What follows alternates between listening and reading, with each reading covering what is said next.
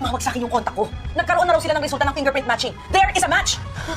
Mukhang itong si Moira nga ay nakahanap na namang ng kakampi sa mga kapulisan dahil nang malaman nga niya, ang resulta ay agad nga niyang kinausap si Zoe.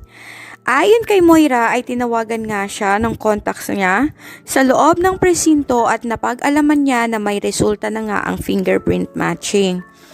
At sinabi nga niya na meron ngang nag-match sa isa sa mga kinuhanan. Nung mga oras na yon ay napabalik ko si Zoe ng tayo at tinanong niya kung sino.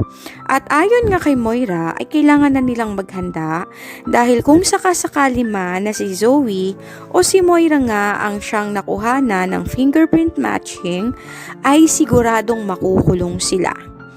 Tinawagan ni Moira ang isa sa kanyang mga tauhan at nakiusap siya na hanapan sila ng secret exit point palabas ng Pilipinas. Ayon sa kanya, hindi na siya papayag na makulong ulit dahil nagkaroon nga siya ng trauma sa kanyang mga dating kasamahang preso.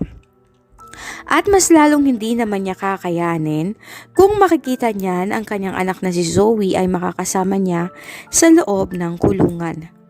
Subalit bago pa man sila makalabas ng kondo, ay isang warrant of arrest na nga ang dinala sa kanila at ibinibigay nga kay Zoe at kay Moira.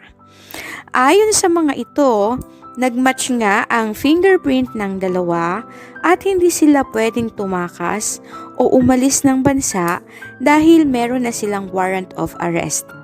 Ayon kay Moira ay tatawag muna siya ng abogado upang puntahan sila sa presinto at ginawa niya naman iyon.